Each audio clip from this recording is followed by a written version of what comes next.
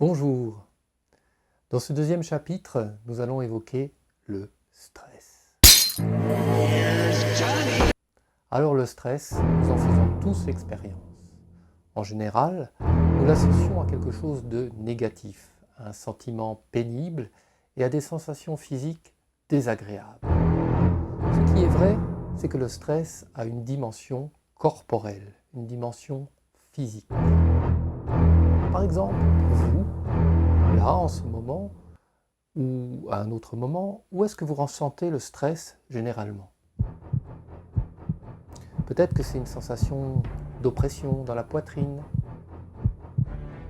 Peut-être que c'est une boule dans la gorge. Peut-être que c'est au niveau du ventre avec des perceptions de serrement, de tiraillement, de papillons. Peut-être est-ce au niveau du cœur avec des palpitations cardiaques. Peut-être que vous êtes parmi ceux qui ont les mains moites avant de prendre la parole en public.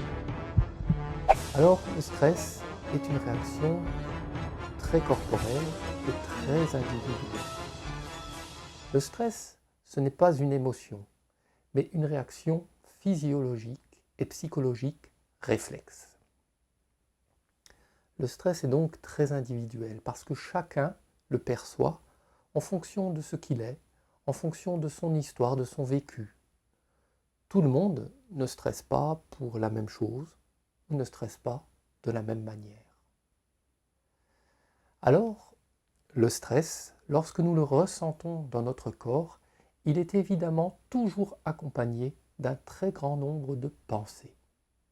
Et ces pensées-là vont majorer ses effets et les sensations physiques qu'il entraîne. Alors quand je parle de pensées, ce sont des pensées comme je ne suis pas capable, oh là là, j'y arriverai pas, qu'est-ce qui m'arrive, c'est trop difficile pour moi, je ne suis pas à la hauteur. Ça vous parle? Cette petite voix dans votre tête qui vous susurre ce genre de choses? Au-delà de ça, notre rapport au temps est également un facteur de stress. Souvent, nous avons l'impression d'être débordés, de ne pas avoir assez de temps pour tout terminer en temps et en heure. Avec ce constat-là, on peut se dire que le stress peut dès lors passer pour l'ennemi numéro 1 des temps modernes. Pourtant, d'un point de vue biologique, le mécanisme du stress est indispensable à notre survie. C'est une réaction instinctive qui nous permet de faire face à un danger. Le stress, le bon stress, nous sauve la vie. Comment ça se passe? C'est simple, lorsque notre cerveau détecte une menace quelconque,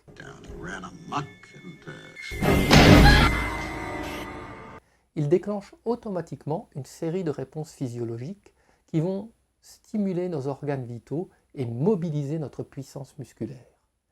Cette mobilisation se déroule en 3 phases. La première, c'est ce qu'on appelle la phase d'alarme. Avant même que notre cortex cérébral ait eu le temps d'analyser la situation, le système nerveux autonome, qui régule certaines fonctions automatiques de l'organisme, provoque la sécrétion de 2 hormones du stress.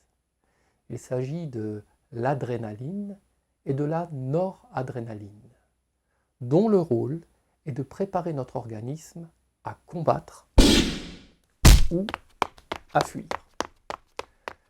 Notre rythme cardiaque et notre respiration vont alors s'accélérer. La tension artérielle monte, le tonus musculaire et les réflexes se renforcent.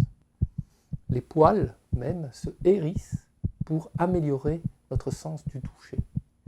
Les pupilles se dilatent pour accroître notre vigilance et nous sommes fin prêts à nous surpasser pour sauver notre peau.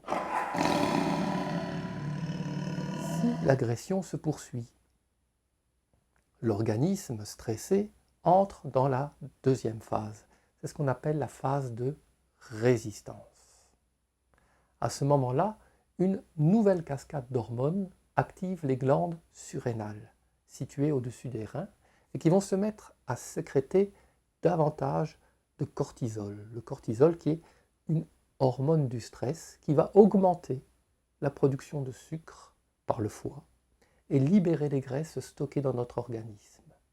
Ainsi, sucre et acides gras vont alors fournir un surplus d'énergie à notre corps et en particulier à nos muscles. A l'inverse, les fonctions digestives sont ralenties afin de concentrer toute l'énergie disponible sur les organes mobilisés et utiles pour affronter le danger. Mais notre organisme ne peut pas tenir longtemps dans cet état d'urgence et de mobilisation générale. Cette réaction n'est prévue que pour répondre à un stress aigu de courte durée. En effet, normalement, une fois le danger passé ou contourné, le système nerveux autonome est censé enclencher la troisième phase, la phase dite de récupération. Un mécanisme vient alors freiner la production de cortisol pour la ramener à son niveau basal ou au niveau de repos. La consommation d'énergie se réduit, le rythme cardiaque et le rythme respiratoire ralentissent, les muscles se détendent et normalement ce retour à l'équilibre s'opère en quelques minutes. Jusque-là, tout va bien et on reprend la vie normale.